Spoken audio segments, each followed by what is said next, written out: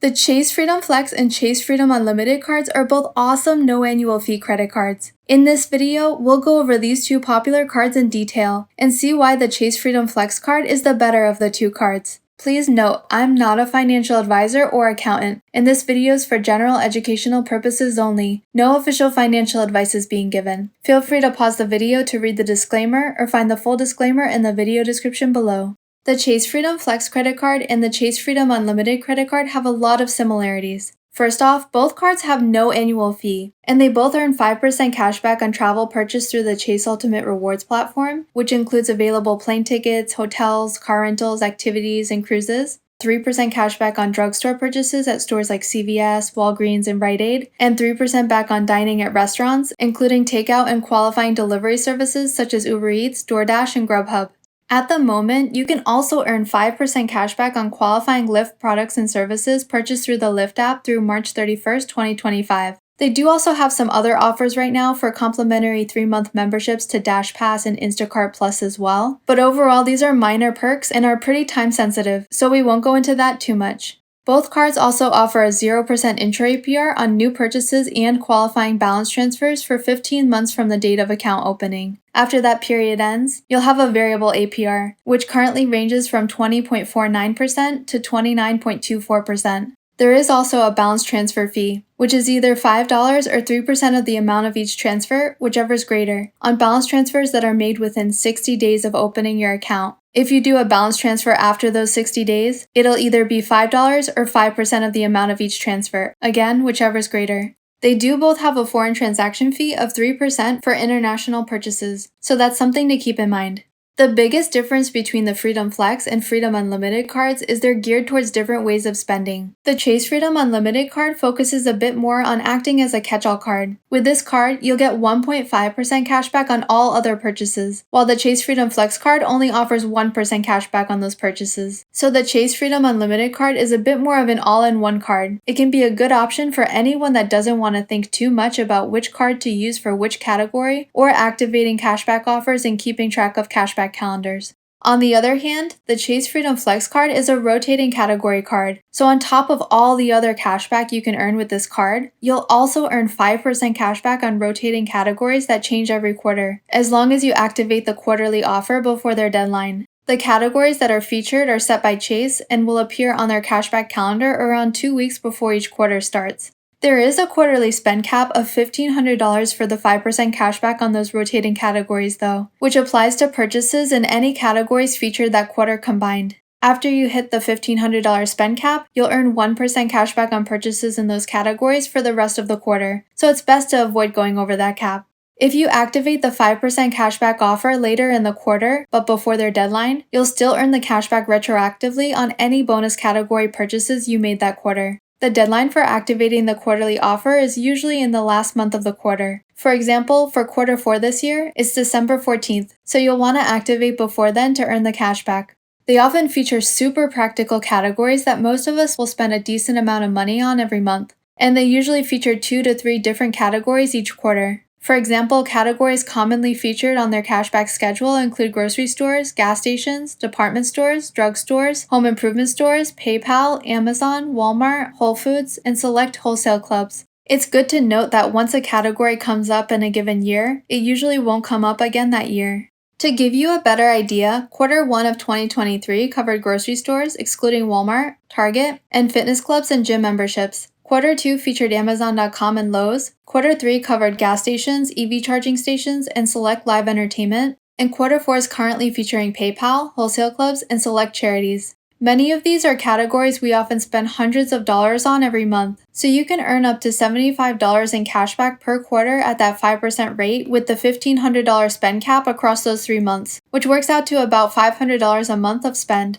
For example, this quarter I'm focusing more on PayPal purchases, so I'll be using PayPal to pay for any online orders for grocery and household purchases as well as holiday shopping. One thing to note here is the Chase Freedom Unlimited card's a Visa, while the Chase Freedom Flex card's a MasterCard. Though both Visa and MasterCard are widely accepted at most places, some stores only accept one or the other, like Costco, which only accepts Visa in-store, but accepts both online. So when Wholesale Clubs is a category featured on the 5% cashback calendar of the Chase Freedom Flex card, You'll run into some issues if you're a Costco member. You'll only be able to use your card for online purchases at Costco.com, not in-store at Costco locations. Both of these cards offer the same sign-up bonus right now, and it's definitely one of the best I've seen. Right now, you can earn a $200 bonus after you spend $500 on purchases in the first 3 months of opening your account, which is like saving 40% on a purchase of $500.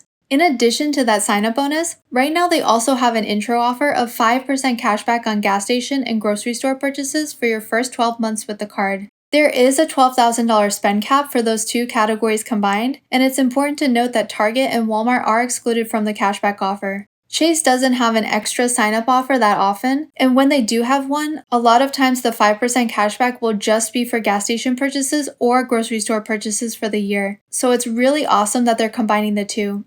It's great that they offer the $12,000 spend cap as a combined cap between the two categories, rather than as two separate caps of $6,000 each, in case you spend a lot more on one category or the other. It's also really nice that the cap's per year and not divided into $3,000 per quarter. So even though your spending in those two categories can fluctuate a lot throughout the year, you won't miss out on that cashback by hitting a quarterly cap for either category for that bonus. Now, what's even crazier is that if gas stations or grocery stores are featured as a quarterly 5% category for the Chase Freedom Flex card during your first 12 months with the card, the two 5% cashback offers will actually stack, but you'll earn 9% cashback rather than 10%. This is because both the quarterly bonus and the gas and grocery sign-up bonus are both technically 4% cashback on top of the 1% cashback earned on every purchase, so the most you'll earn is 9% cashback, which is still insanely lucrative. Plus, since grocery stores and gas stations both usually come up one quarter out of the year, and often come up in different quarters, you could potentially earn that 9%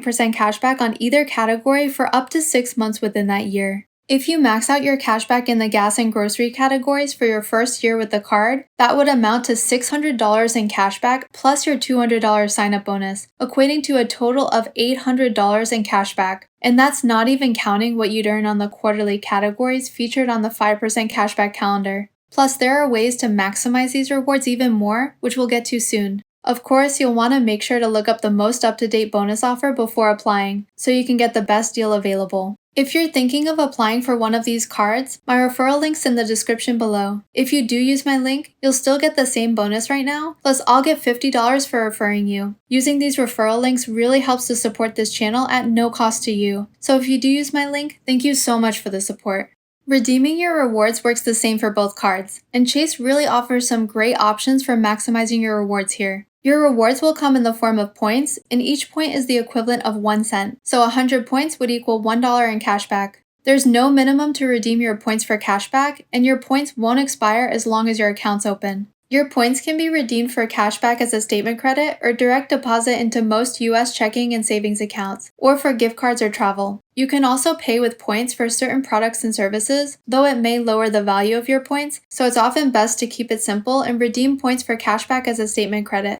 In addition, if you have some premium Chase cards, that's where you can get way more value out of your points. If you have the Chase Sapphire Preferred card, each of the points you earn across your Chase credit cards and transfer to the Sapphire Preferred card will be worth 1.25 cents when redeemed for travel through the Chase Ultimate Rewards portal. If you have the Chase Sapphire Reserve card and you transfer all your Chase points there, you'll be able to up the value to 1.5 cents per point, again when you redeem the points for travel through their portal. If you have one of these premium cards and you transfer your points to one of Chase's travel partners, which includes both airlines and hotels, you can potentially earn 2 cents or more per point as well, so you can double your original cashback.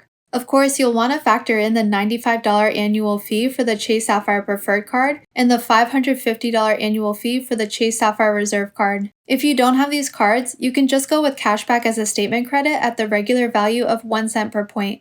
These cards also offer a lot of the same benefits. In addition to the 5% cashback they offer on travel through their portal, they also both offer trip cancellation and trip interruption insurance. So if you use either card to pay for travel, you can be reimbursed up to $1,500 per person and $6,000 per trip for your prepaid non-refundable passenger fares if your trip's impacted by covered situations like severe weather and sickness. They also both offer purchase protection, which will cover your new purchases for 120 days against damage or theft, up to $500 per claim and $50,000 per account. They also offer extended warranty protection, which extends the time period of a US manufacturer's warranty by an additional year on any eligible warranties of 3 years or less. They do also offer an auto rental collision damage waiver, so you can decline the rental company's collision insurance and charge your entire rental cost to your card. Coverage is provided for theft and collision damage for most cars in the US and abroad. And in the US, this coverage will be secondary to your own insurance.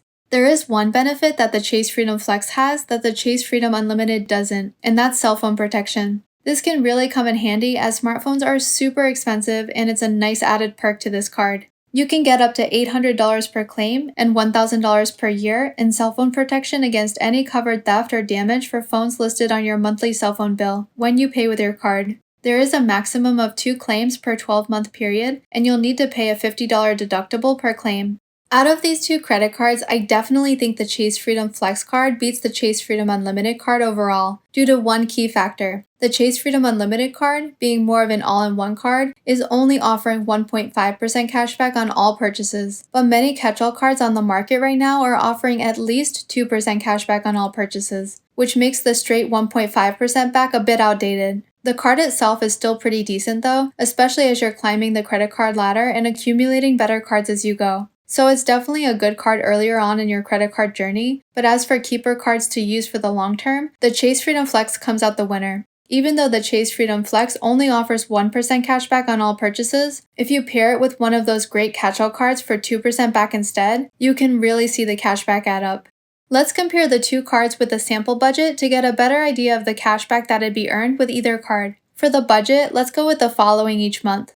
Let's go off the cashback calendar for the Chase Freedom Flex card for 2023 as an example. We'll earn 3% cashback on dining for either card at any time, and again the main difference will be the Chase Freedom Flex with its 5% cashback rotating categories and just 1% back on other purchases, and the Chase Freedom Unlimited with its straight 1.5% back on other purchases. If we used our Chase Freedom Flex card strategically, in quarter 1 we would max out our 5% cashback, and in the rest of the quarters our cashback would vary, but even with the fluctuations, we'd still end up with a total of $274 in cashback.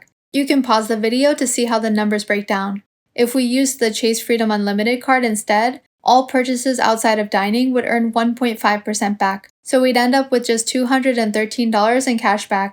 Now, if we were to use a 2% cashback catch-all card with the Chase Freedom Flex card, such as the Wells Fargo Active Cash card, we'd double our non-category spend. So we'd earn an extra $67 in cashback, bringing our total between the Chase Freedom Flex and the catch-all card to $341 in cashback.